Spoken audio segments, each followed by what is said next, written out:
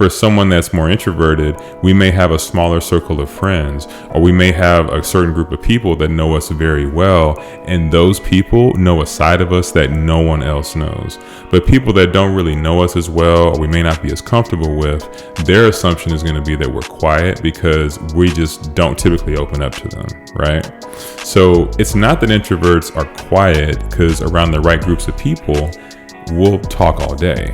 And the other thing that isn't really talked about a lot is that really everyone is somewhere on the scale between introversion and extroversion. There really are no true 100% introverts and 100% extroverts. It's just that some of us lean more toward one way on that scale. When you hear the word introvert, what's the first thing that comes to mind? For a lot of people, there are certain perspectives and certain perceptions that people have about people with introverted personalities. And so today we're going to talk about those, and we're going to be debunking a lot of myths that people believe to be true about introverts. Stay tuned.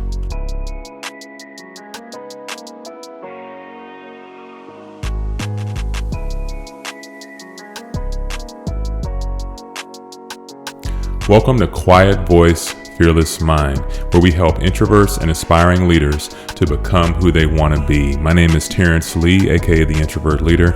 So what is an introvert? What is an introvert? That's the question.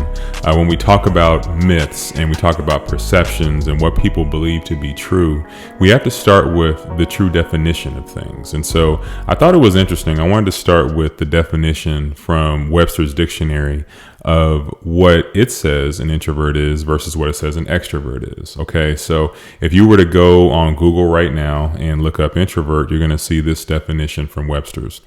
It says an introvert is defined as a shy and reticent person. Shy and reticent person, okay? And an extrovert is defined as an outgoing, overtly expressive person.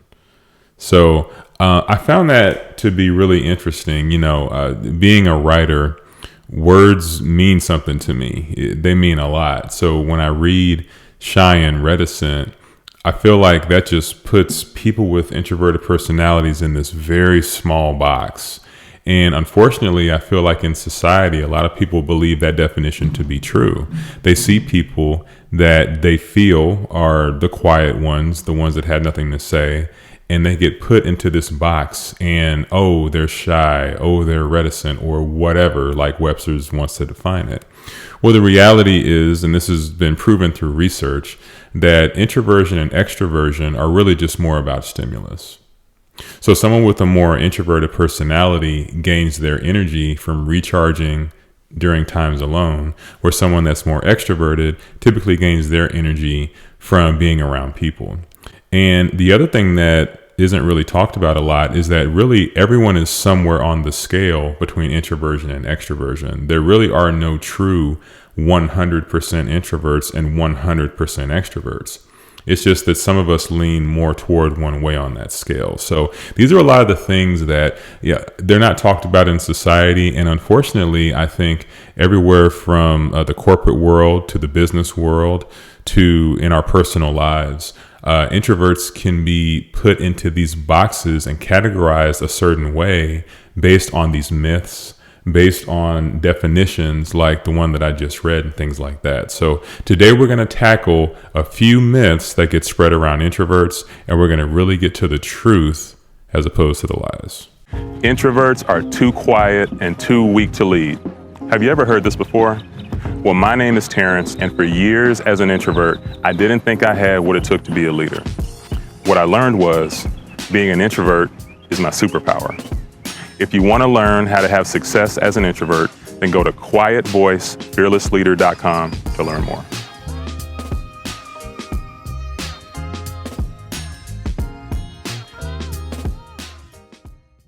So myth number one, the first myth about introverts, and this is a very common one. It's one that when I was growing up, I would hear a lot, and I realize now that it's just not true, but you've probably heard it said about introverts as well, and you may even think it about introverts. So the first myth is that introverts are quiet. Introverts are quiet, right? This is something that a lot of people assume to be true, because I think a lot of times and I'll speak for myself here. I'll be in cases or in situations where I'm with a group of people, and those people may be doing a lot of talking. They're sharing ideas. They're going back and forth. This happens a lot when I'm in the workplace environment, and people are talking, and I'm listening. I'm taking in what people are saying. I'm observing what's going on. I'm watching body language. I'm doing all of these things that people have no idea that I'm doing. And I'll get labeled as quiet. This has happened to me in the past. Now, the people that know me well and the people that, have been working with me now for a while, they kind of know how I am. So they realize that I'm not just sitting there being quiet. I'm actually observing things that are going on. And you may be listening to this and you may be somebody that has been assumed to be quiet, but in reality, you were just listening. Or you might be someone that sees people. You might work with somebody. You might have someone in your family that you just assume is a quiet person and they have nothing to say. They have no value to add to the conversation.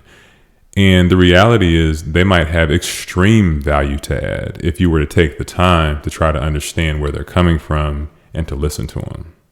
So this whole perspective of introverts being quiet, and one of the things that's so interesting, and now that I've met a lot more fellow introverts and had conversations about our experiences, I realized that introverts are some of the most hilarious, funny people to be around, period. Like, we have a good time, just like people that are extroverts have a good time. It's just we can do it in a different way. Like for someone that's more introverted, we may have a smaller circle of friends, or we may have a certain group of people that know us very well, and those people know a side of us that no one else knows. But people that don't really know us as well, or we may not be as comfortable with, their assumption is going to be that we're quiet because we just don't typically open up to them, right? So it's not that introverts are quiet, because around the right groups of people, we'll talk all day. So it's very important that people aren't put into a box or assumed to be a certain way. Myth number 2, this is another one that I also have heard in the past, and it really wasn't true. But it's that introverts are antisocial. Introverts are antisocial. So have you ever been out somewhere and you just didn't feel like being there anymore? Like maybe you initially had agreed to go to an outing, and then you're at that outing and you just hit a wall. Like you hit this social wall where you no longer have anything to say. You start to feel burned out and you're like ready to go, right? Well, if you've ever hit that wall, then you're not alone. Like that's a natural thing, especially if you're someone with an introverted personality. It most likely means that you now need time to recharge. So when we're in social situations, and I think Simon Sinek, the author, he gives probably the best example of this, where he talks about for someone that's more introverted, with every social interaction, it's like taking coins away. Like if they had, if we had coins in our hands, right?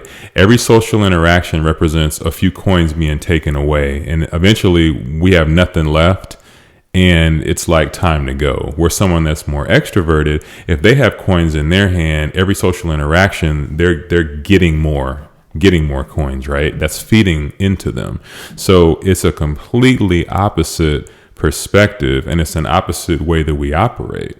So the fact that somebody would assume that we're antisocial, it's not that we're antisocial. It may just be that we have to recharge. So if someone that's more introverted is around a group of friends and we're talking and laughing and everything is great, everyone's having a great time, and then maybe like an hour into a get together, you notice that they're starting to be a little more quiet, not as much to say, everything like that, it doesn't mean something's wrong. It doesn't mean that they're mean, doesn't mean they're rude, it doesn't mean that they don't like anyone there or anything like that. Well, they may not like some of the people there, but it doesn't mean that. It really just probably means they need to go. It just probably means they need to recharge. They just need a little time to be to themselves, maybe read a book, or maybe just be at the house, doing nothing. Like it just depends on the situation. But ultimately, introverts are not antisocial, because I don't have a problem socializing, and introverts I know that I talk to, they don't have problems socializing either.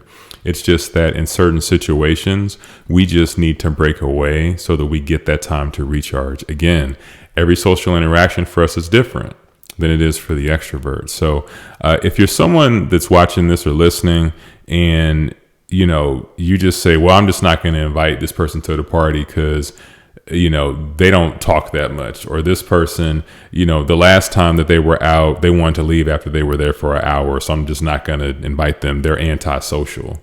And there's this label of being antisocial that's put on that person. That's just not fair, because it's not true. Because given the right situation, we can be social. I don't think, it's not like introverts are afraid to be social. So ultimately, it's not that introverts are antisocial. That's just another myth that really we need to break and get rid of. And if you're listening to this and you're an introvert, don't just assume, like, when you hear these labels and hear these things, that you take those to be true. Be who you are and operate the way that you operate, because these are really all myths at the end of the day. So the third and final myth about introverts, and this is one that I definitely have seen play out in the corporate world and in the business world, and I've heard of stories of this playing out, and you definitely see it in society. But it's the thought or the myth that people with introverted personalities are somehow weak. They're somehow weaker than the extroverted or more assertive, society would say, person, right? And I've always found this to be interesting, because I've grown up in my life around a lot of people that weren't necessarily the loudest in the room, but they were extremely strong and extremely respected. My dad comes to mind. That's how he was. My late grandfather, Fred Lee, he's someone that I never met. He had passed away before I was born, but I hear stories about him when he was a police officer in Tallahassee, Florida, and how he wasn't the loudest person. He was known to be silent, but extremely strong and respected by the entire community that he policed. There's actually a statue of him in Tallahassee for his work. So when you see things like that, and I think about different just uncles and mentors and various people that I've interacted with that nobody would call weak. I mean, these were not weak people, right? But for some reason, sometimes in society, there's this perspective, or there's this view of the person that bursts into this room and they're loud and they're yelling directions, or, they may be cursing to somebody or whatever, and they're viewed as like strong. It's like, oh, that person has a take charge attitude. That person is assertive. They're aggressive. Well, they might just be angry. They might just lack control, right? For me, I don't necessarily view someone that talks more or gets angry as stronger. So I think that's a very big misperception. People will see someone that's more the calm type, the more balanced type, and at times there's this label of weakness put on that. And that just never made sense to me. When I'm in situations, I've learned to use my quietness and my calm nature to my advantage. And I think that if you're listening to this and you're someone with a more introverted personality, or maybe you're somebody that just has a more calm nature, there's absolutely nothing wrong with that. And it doesn't make you weak at all. And don't let anybody tell you or make you feel like it is. So it's a very, very big misperception in society. And I think that it leads to situations where people may assume that I have to become more aggressive, or I have to change who I am in order to be respected or viewed a certain way. Ultimately, what I'm saying is that the word introvert should not be associated with weak. The word extrovert, to me, should not be associated with strong. I don't view strong or weak as being tied to a personality type. I think that people are made differently, people operate differently, and so society should not put a certain category of strength or weakness based on the way somebody operates. So I hope you enjoyed the show today, and I hope that we were able to debunk some myths around introversion. I think that it's very important that when we hear certain things, we don't just assume everything is true, that we challenge thoughts. We challenge things that we hear. If you're listening to this and you're someone that views yourself as more introverted, and for so long you might have thought there was something wrong with that, or one of these three myths you might have believed to be true. You might have said to yourself, well, yeah, I feel that I'm quiet. I feel that I'm antisocial. And I feel that maybe I'm weaker than my extroverted counterparts or friends. If you've ever felt that way, then hopefully today helped for you to really take a different perspective, to view it in a different way, and to say, those are really just labels, and that doesn't have to be me. I can be who I am. I can stay true to who I am and be authentically myself. So until next time, remember, there's only one you, there's only one life. So make it count. God bless.